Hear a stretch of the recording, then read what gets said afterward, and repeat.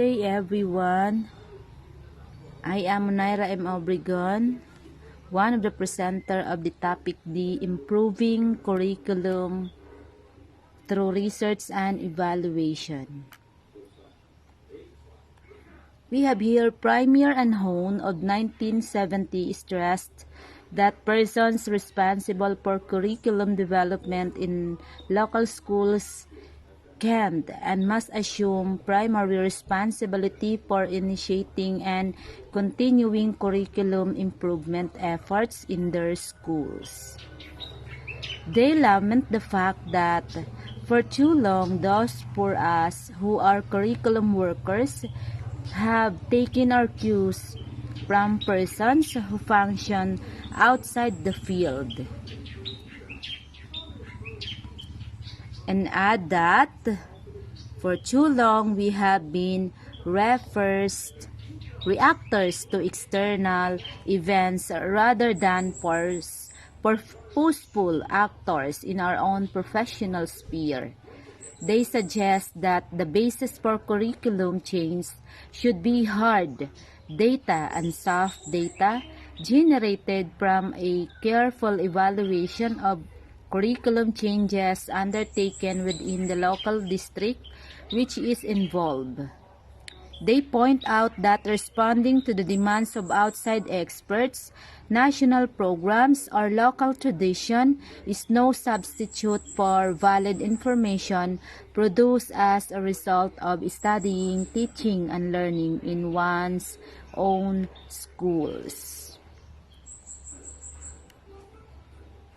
As a matter of fact, Part 2 of their book, Curriculum Improvement for Better Schools, describes a series of research and evaluation approaches aimed at improving curriculum in a variety of ways.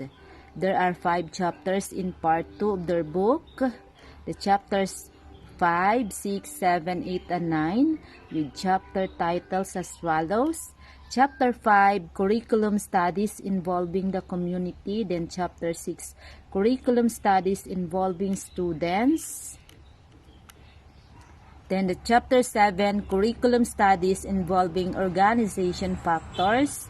Then the Chapter 8, Curriculum Studies Involving Content. And Chapter 9, Curriculum Studies Involving Teachers. Chapter 5 through 9 of their book describe a series of curriculum development efforts based on the theoretical and practical framework they outlined in Part 1, the Chapter 1 through 4. In effect, each chapter in Part 2 sets forth one or more examples in a case study form. They state, however, that the cases selected for inclusion in Chapter 5 through 9 are meant to be illustrative rather than definitive. Thus, they reflect a range of concerns and a breed of sophistication and skill. Furthermore, as examples of curriculum improvement efforts in local schools, this case illustrations are not meant to be prototypes but rather as incentives and specific elaborations of the principles which constitute the framework of their book. Then, the present author firmly believes that curriculum improvement through research and evaluation is one particular aspect of the local educational system that needs to be strengthened and vitalized. Yes, it is really very true po. Curriculum improvement is through research and evaluation is a particular aspect of the local educational system that needs to be strengthened and vitalized because it is one of the foundation of the school. It is on the basis of this belief that he incorporates here as a report on one of the curriculum studies included in the Premier Hone volume. The particular study that has been selected is entitled Academic Failure, a Study of Unsuccessful Students in Riverside Schools. A preliminary discussion by Premier and Hone entitled An Area Council Studies Academic Failure serve as background material for the research report itself, which is subdivided into 4 parts: the problem, the procedures, the results and conclusions, and recommendations. Okay, we have here an area council studies academic failure. How many students failed last year in Riverside and were retained? At which grade levels did these retentions occur most frequently? Is there any significance to the variations in proportion of retention from school to school or from grade level to grade level?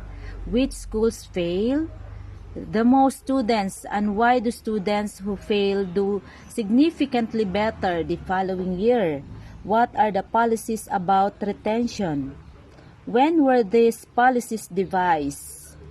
How do teachers feel about these policies? Are they uniformly applied?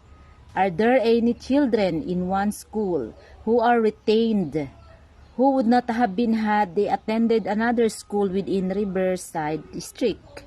What is the effect of failure upon students' motivation to do good work in school? How many students fail because of excessive absences?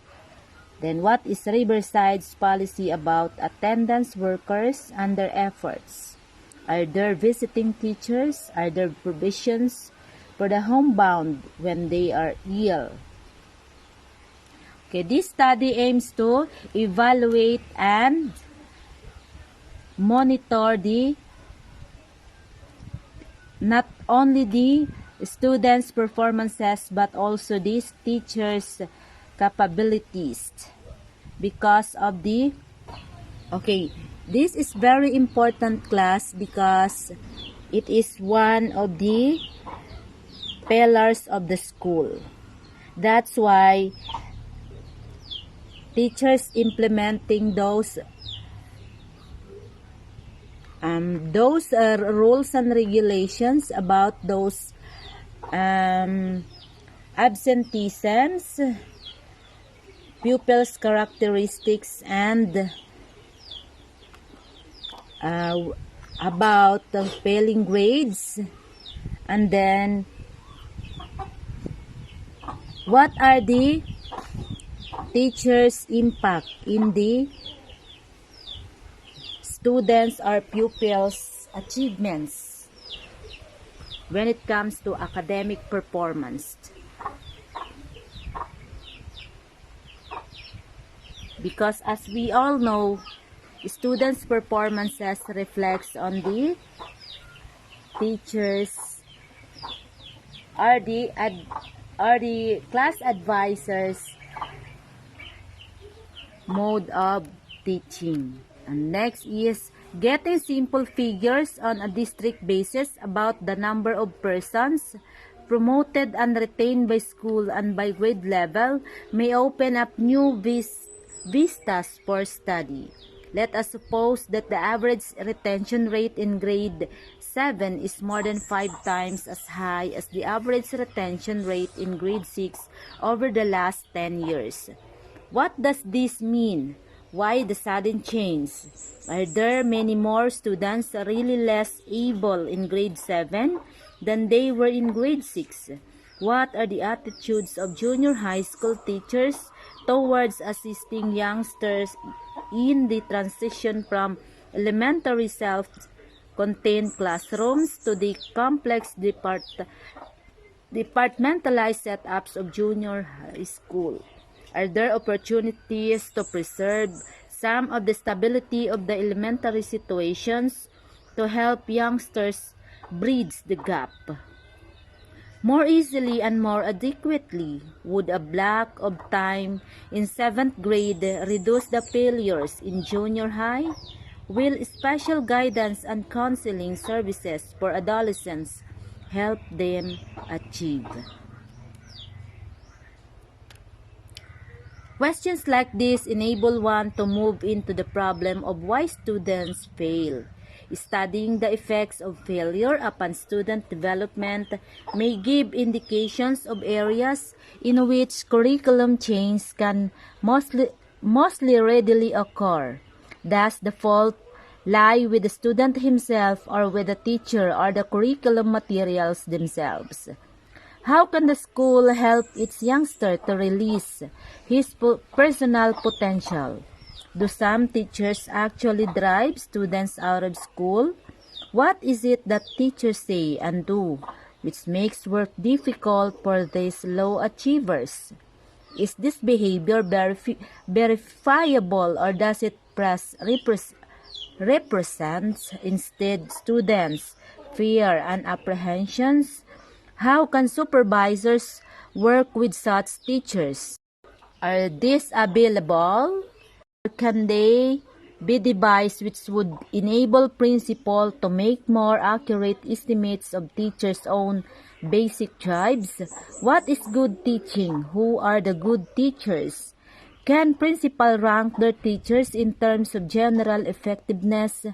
Would it be possible from a group of more than 1,000 teachers to identify the 100 most able and the 100 less able?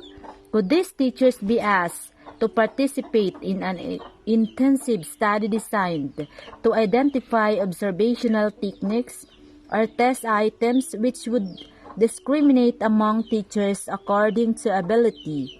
If such a test instrument could be devised, would it have utility in selecting prospective teachers? Could universities and colleges be encouraged to be more selective in their teacher education programs using these studies as a basis? What behaviors characterize good teachers and what behaviors characterize poor teachers?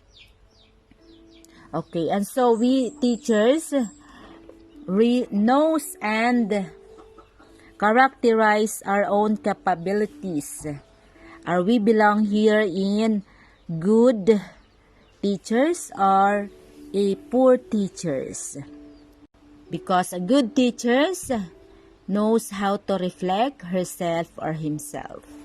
Any consideration of problems such as this poses other problems. Studying what motivates youngsters to do good work in school is a legitimate area for curriculum study up to the point that precise looks at teachers are involved.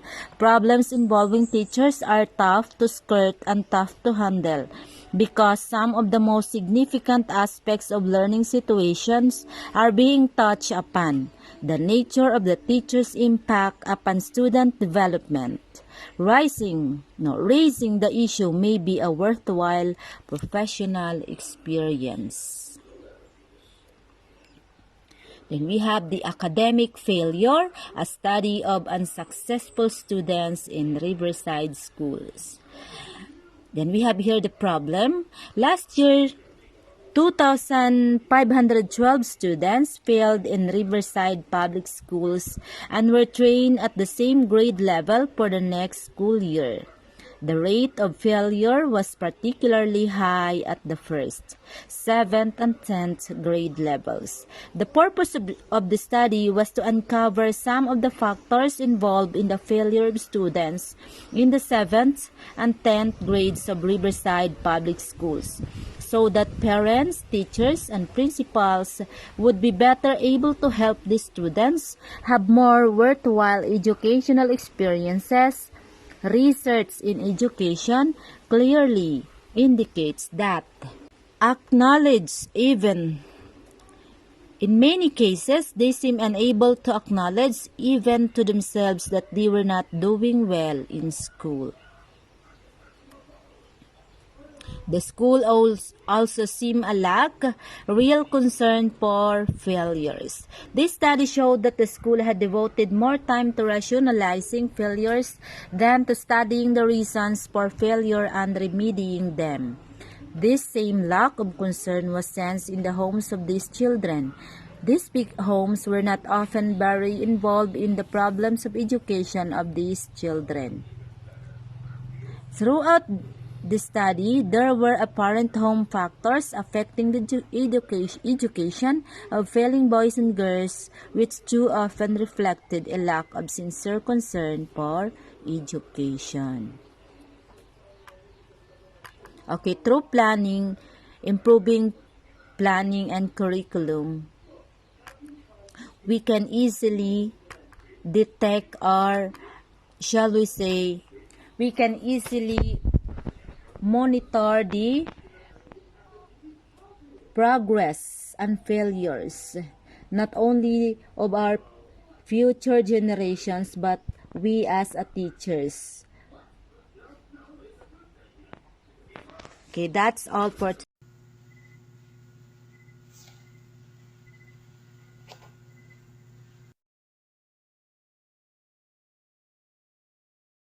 Good day everyone, especially to our professor, Ma'am Jacqueline M. Macahis. I am Charette D. Ugacion, and my assigned topic or conclusion and recommendation under the subtopic entitled Improving Curriculum Through Research and Evaluation. Conclusion. So when we say conclusion, research and evaluations are essential for curriculum improvement. They provide valuable insights into the strengths and weaknesses of the curriculum, help gather feedback from stakeholders, and inform decision making. Another one is incorporating new research and best practices is crucial for effective curriculum design.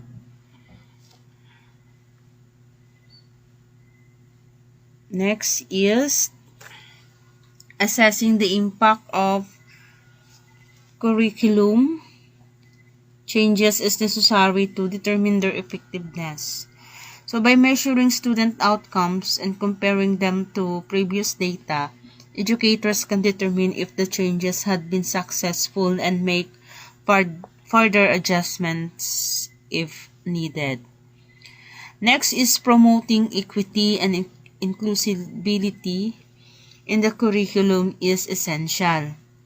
Research and evaluation can help identify any biases or inequities in the curriculum and address them. It is important to ensure that the curriculum represents diverse perspectives, cultures, and identities to create an inclusive learning environment. According to Riverside Board of Public Instructions, there were a few cases in which the health of the child prohibited his physical presence in school, but would not have prevented his having been taught at home. Next is, according to Curriculum Director, Riverside Public Schools, there is an urgent need to continue studies underway and to develop further action research. School principals, principals of both elementary and secondary schools throughout the districts should exercise aggressive leadership, attacking this problem of non-promotion. For individual teacher, the classroom teacher remains the most effective force to bring about successful experiences for all children. It is recommended that she utilize every possible school or community service to increase her effectiveness with student who is experiencing failure and will continue to experience failure as long as his individual problem remains unsolved.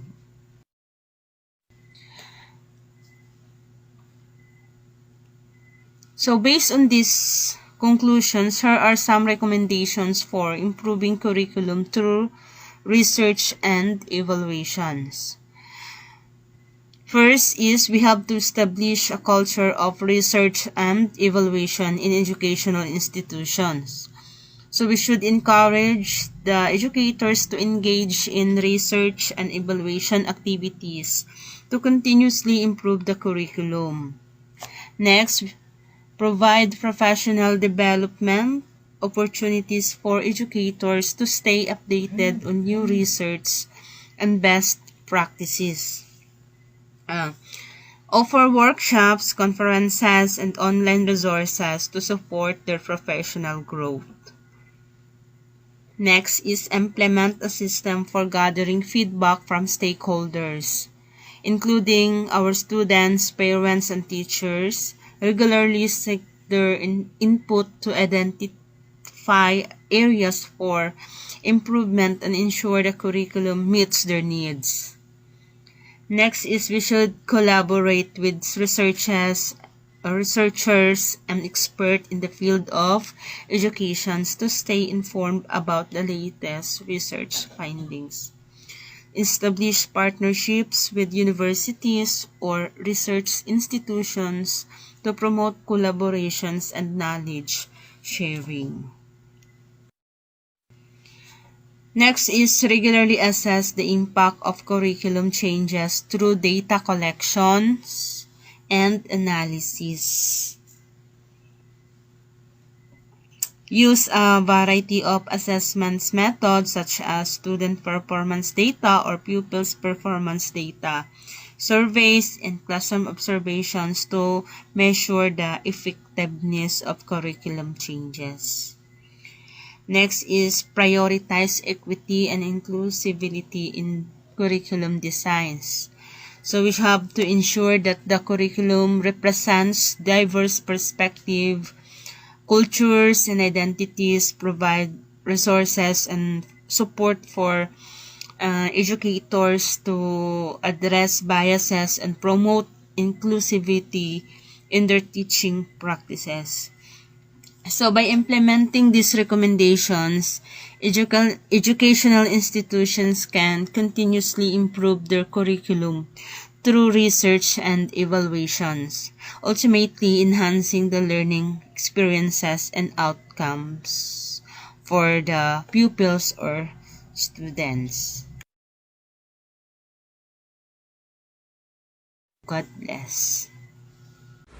Good day, everyone. I am Hadia Muddi, your presenter for today. Now, I am going to discuss to you about the evaluation of end and means. Evaluation of end and means. The evaluation of curriculum and means involve recognizing diverse philosophical assumptions. The clarity in delineating this assumption allows more accurate assessment based on the values inherent in different curriculum sources. Misunderstanding and disagreement may arise when the evaluator and curriculum align with the different underlying assumption, emphasizing the importance of aligning perspective for effective evaluation. Under the evaluation of end and means, we have the appropriateness of end, attainment of end, validity of means, efficiency of means, appropriateness of means, and effectiveness of means. Evaluating the appropriateness of educational goals based on three sources. We have to consider the natures of knowledge, the nature of the society, and the natures of individual. It prompts questions such as whether the curriculum align what the scholars recommend, with the objective are socially acceptable, if they meet the social expectation. Furthermore, it emphasizing the considering individual factors like learners' experiences and motivation, highlighting the needs for the comprehensive evaluation that takes into the account of dimension for effective educational planning. Attainment of end. End, purpose, or objectives give directions to educational efforts. The evaluation of educational efforts entails assessing both intended and unintended achievement curriculum. Evaluators must inquire whether the plan and were met and also identify the unforeseen outcomes. In other words, evaluating the attainment of end involves uncovering what has been learned, even if unintended. Evaluating curriculum as means involved is scrutinizing selected concept, methodologies, experiences, and organizational strategies in terms of validity, efficiency. Next is the validity of means. In evaluating curriculum means, the curriculum evaluators must ask the several questions. When evaluating curriculums, means is the crucial to question the truthfulness and accuracy of content, ensuring information is correct and complete. Integrity, both teachers' communication and alignment with the stated goals and essentials. Efficiency of means. Efficiency involves considerations of time and money. Efficiency in curriculum evaluation centers on time and cost considerations. The crucial questions for evaluators is whether the chosen means can be achieved the intended goals within a reasonable time frame and budget. A method may be appropriate and valid, but if it demands excessive time, it lacks of efficiency. Similarly, a quick method may fall short if it comes with the prohibitively high cost. Balancing effectiveness with the practicality is essential in assessing the efficiency of curriculum means. Appropriateness of means. In evaluating the appropriateness of curriculum means, the curriculum evaluator must ask the number of questions. The evaluator must ask the psychological, logical, and sociological defensibility of the sequence of ideas. Effectiveness of means. Means are selected or devised to achieve particular curriculum objectives. The effectiveness of curriculum means is gauged by their ability to achieve specific objectives. Questions regarding effectiveness, including whether the intended curriculum and are truly attained, if the desired objective are realized. Additionally, assessing whether the time, space, and staff arrangements contribute maximally to the attainment of intended goals is crucial in determining the overall effectiveness of curriculum means, encompassing content, methodology, organizational arrangement, and experience. Good day, everyone, especially to our professor, Ma'am Jacqueline Macahis. Ma'am, my name is Sinclair S. Alterado, and today I'm going to report the evaluation under the Improving Curriculum Through Research and Evaluation. And by the way, this is the continuation report of Ms. Adia I. Mudti. Evaluation of evaluation. Evaluating evaluation involves assessing the criteria, methodologies, and relevance of the assessment process to ensure it produces meaningful and accurate results. It would also consider factors such as the clarity of evaluation, objectives, data reliability, appropriateness of measurement tools, and the alignment of findings with intended outcomes. It is regularly reviewing and refining evaluation methods enhance their effectiveness. Evaluation has four basic factors. It is validity, reliability, appropriateness, and efficiency. Validity of evaluation. The validity of the evaluation process relates directly to whether the testing procedures or observational approaches reflect an accurate picture of the reality which is involved. Validity refers to the extent to which a test or measurement accurately measure what it is intended to measure. Example: suppose you have a test designed to measure mathematical aptitude in high school students. To establish validity, the test question should cover a representative sample of the relevant mathematical concepts taught in high school. If the test accurately reflects the content it aims to assess, it has content validity. This ensures that the test is a valid measure of the student's mathematical abilities. Reliability of evaluation. Reliability refers to the consistency, stability, or dependability of a measurement tool or test. In other words, it assesses the extent to which the same results would be obtained if the measurement were repeated under similar conditions.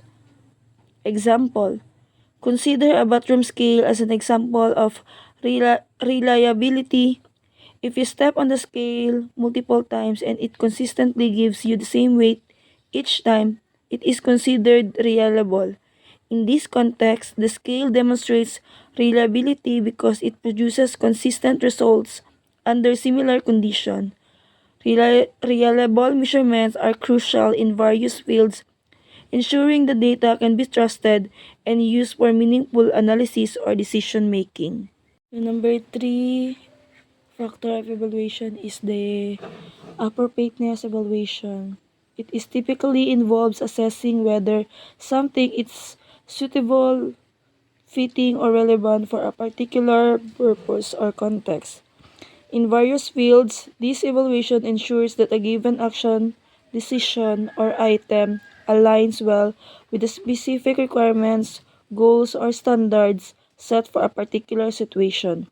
For example, in educational testing, appropriateness evaluation might involve determining whether a test question is suitable for the intended grade level, align with the curriculum, and measure the target learning outcomes effectively.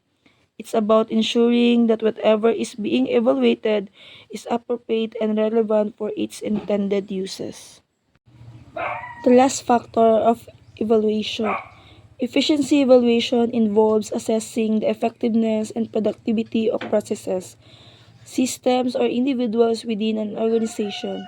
It aims to identify areas for improvement, optimize resource utilization, and enhance overall performance. It is also typically involves assessing how well resources such as time, money, or energy are utilized to achieve a particular goal or outcome. For example, in a business setting, efficiency evaluation could focus on how well a production process converts inputs into outputs, aiming to identify and eliminate any unnecessary waste or inefficiencies. It's about assessing the effectiveness of resource utilization in achieving desired results. That's all. Thank you. God bless. Good day to each and everyone, especially to our professor, Ma'am Jacqueline Macahis. I am Saisame Pangansayan, one of the member from the topic D, Improving Curriculum Through Research and Evaluation. My assigned topic is about administration and support of the experimental schools. Okay, first, let's discuss the definition of administration. Administration is the act or process of administering, performance of supervising duties, also managing public affairs as distinguished from policy making. So, what is the connection of administration in support to the public schools or our education? Of course, administration is responsible of integrating the appropriate human and material resources that are made available and made effective for achieving the purposes of program of an educational institution, which means the primary role of administration is to guarantee that all the company departments operate efficiently. Example po natin is tayo ng mga public teachers, our salary are paid by the national government, the buildings, books, supplies for teachers and pupils. So another example for experimental school in line with our curriculum is yung National Achievement Test sa grade 3. In order na ma-meet yung special requirements para sa experimental study, the administration or the Philippine Center for Language Study ang nagpro-provide ng technical and financial support. This include full-time coordinator, part-time, research consultant, test administrators, training, and supervision. Also, yung production ng curriculum materials, test supplies, and many more. So, lahat po ng needs, especially in conducting experimental schools, ay provided ng ating administration. Next is administration also have the duty to equalize funding for educational programs. Okay, one of the role also of administration in inclusive education is to provide the needed support staff, providing a curriculum that meets the needs of the students, budgeting, and teacher training. One of the common example is yung trainings and seminars ng mga teachers, which is funded by the Department of Education. So that's all, and thank you for listening.